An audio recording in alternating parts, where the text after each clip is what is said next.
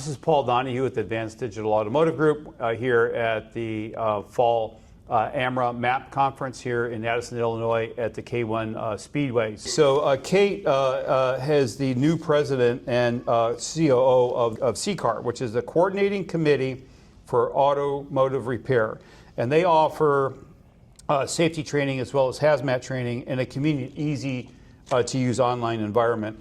She provides great tips and advice for staying compliant in a really fast changing OSHA environment. So Kate, how long have you been the COO now? A little over a year, I guess? Yep, a little over a year. I'm on year 2. Okay, so awesome. February, we'll start year 3. So what's been your biggest challenge so far? Oh man, just the dynamics of becoming a president. Oh, okay. The whole idea of managing a whole team and it all being on my shoulders has really been a struggle, but also a great opportunity for me. Right, yeah. So a little learning curve? A little bit of a okay, learning curve, yeah. Okay. Yeah, being manager to a president is a little bit of a jump. Tell us about yourself real quick. I mean, how did you, where'd you come from? How did you get here? Where were you born? Absolutely. All right, so I was born in the Chicagoland area, so I'm from you were here. Yep. Okay. And I still am here. I haven't moved from Illinois, just a little bit out west. Anyways, I got into the automotive industry kind of by accident. I grew up in it. My dad has always been in the automotive industry. He was actually past president of AMRA MAP. So I have a connection to AMRA MAP your here. father was the past president of the Jeff Cox's seat? Yes, yeah. Oh, no kidding. Okay, wow. So I've had a hand in it. He started as a mechanic, so I've always turned a wrench with him in the yard. Didn't think I was going to be in the automotive industry. I went to college for a completely different degree, thinking I was going to go into law. And then I fell back into automotive here with compliance, and so I'm kind of there with the law. All right, great. So let me ask you a few questions. So concerning industry safety and training, which is what CCAR is all about. CCAR has long been known for promoting safety and education. Yes. So how are you helping shops and technicians stay current with the evolving safety standards and practices? Absolutely. So that is our top priority. Right, We are not only, currently we are the only OSHA ambassador for the automotive industry. So we have a strong relationship with OSHA where we talk to our OSHA constituents monthly about the ongoing changes in the standards for any automotive safety or OSHA in general. Right. Not only that, but our partner for our HAZMAT training, that is all he does is the author. He continually contacts with the Department of Transportation as well as CCAR to make sure that we are compliant. And we change our compliance and our training as needed for that. So that's updated at least every 6 months. Okay, so what about collaboration with industry partners? I mean, you've got to do that a lot, right? So CCAR works with many industry groups and associations like AMRA and MAP.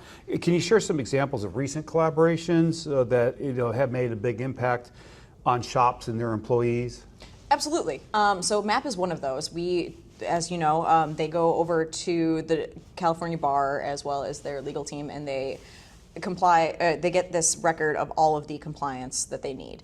And we use that to go forth with our guys and create the safety standards for that. So if something changes, as they do in California or New York first, that tends to affect the rest of the country.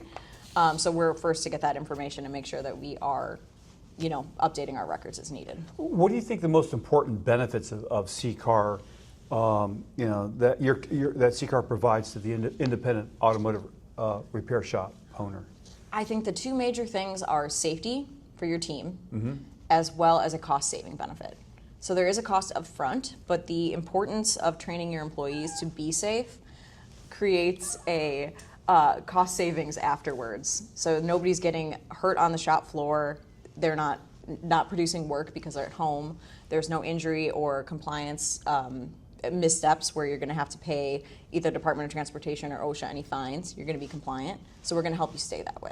Okay, all right, so cool. Emerging technologies. This is a big, EVs, ADAS,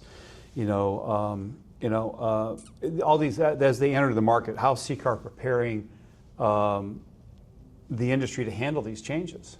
Sure. We are currently doing that right now, especially with EVs coming out. We have partnered with ASE to make sure that we are getting as much information from them as possible to make the best pre-safety training. So right now they have the EV level 1, 2, and 3 training, and we have a pre-level 1, 2, and 3 training where it's the most general safety that you can have for the shop floor. So including somebody from a dealership coming in and saying, this is our EV, just how to move around the vehicle. You're the new COO. What's your vision for CCAR 5 years, 10 years out? How will CCAR continue to support technicians, shop owners, and actually the broader automotive aftermarket community, automotive repair industry? Absolutely. So that is so hard to really pinpoint, seeing as technology emerges so quickly for the automotive industry. Right. But that being said, we already as a company have changed our vision multiple times. We began in 1994. E-learning wasn't a big thing. That is our vision now. We've created this e-learning. 5-10 years down the road, I hope to be doing the same thing. I hope we're still one of the top e-learning providers for the automotive industry.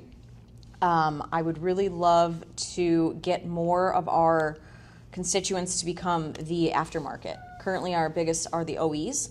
Let me ask you this question. It wasn't on my list, but I mean, where do you think the automotive industry is going? So, like I said, my last guest, Porsche went, oh, we're going to go all EV, and all the Porsche owners like, I don't want a battery-operated car. I want to hear the sound of a V6. Sure. Twin turbocharged V6. So where do you think we're going with all this? Because the whole EV market, it's first of all, besides being an environmental disaster, and then the cars are like worthless after 8 to 10 years because you got to replace all the batteries. Yeah. And what are we going to do with all the batteries that we mined, right? Sure. So where do you think we're going? I mean, I hope we can transition to hydrogen. I think the answer is going to be, it is going to be a mixture. I don't think we can put all of our eggs in one basket. Okay. Hybrids? Hybrids. I love a hybrid. I would buy a hybrid today. Okay, that's what I'm hearing is hybrid. Yeah, I love the idea of EVs. Like you said, they get to a point where you're not going to be able to fix them either. It's going to cost too much money to fix that vehicle, so what are we going to do with it? Beyond that, we don't have the infrastructure yet to supply it. Where I come from, I live in a small farming community. It takes me at least 100 miles to get anywhere. Most of these vehicles, so coming here to this meeting today was over 100 miles to get here. Oh, wow, okay. So if I didn't have a charging station here, I likely couldn't do that round trip home. Right. So there's a place for EVs, and a lot of that will be urban, in my opinion. Okay. Where you're not tracking it. But the more rural you get, you're not going to be able to sustain that. The infrastructure is just not there. So that sounds logical. So more of the larger cities will see the infrastructure pop up quicker, but the rural areas you'll still see either hybrids or just plain gas cars. Absolutely. So let me ask you about Motorist Assurance Program. Sure. How important is the Motorist Assurance Program to CCAR, to your organization? It is very important. Not only, as I stated before, do we get information on key changes coming from California and New York, which is going to affect the rest of the United States eventually, but the networking here is it's unmatchable. Right. You get to be in the same room with top providers from the aftermarket, anywhere from a Jiffy Lube, a quick 5-take, to your tire industry.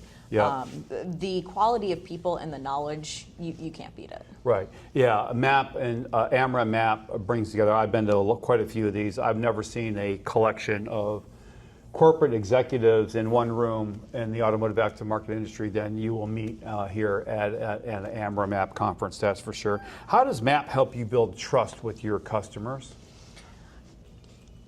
The MAP standards itself are there to protect the consumer. Correct. We are here to protect the consumer as well as the shop owners. Right. So CCAR is just as aligned as MAP is with, We want everyone safe. Should other organizations join AMRA? Absolutely. Right. Okay. Absolutely. For all the mentioned reasons above, not only are you getting access to information before others, you are in the same room with top tier humans from every industry of the automotive industry, and you can't beat their meetings. They're just a fun time. Yeah. So we're here at the K1 Speedway. So guess what we're going to be doing tomorrow? We're going to be driving little Indy cars around an indoor track. So yeah, we have fun, get together and do a lot. The networking is unparalleled at an AMRA MAP conference. So thanks a lot, Kate, for your time. We really appreciate it. So enjoy the racing. Absolutely. You got to be racing? Yeah. Okay. Gonna beat you on the track. All right. All right. Thanks.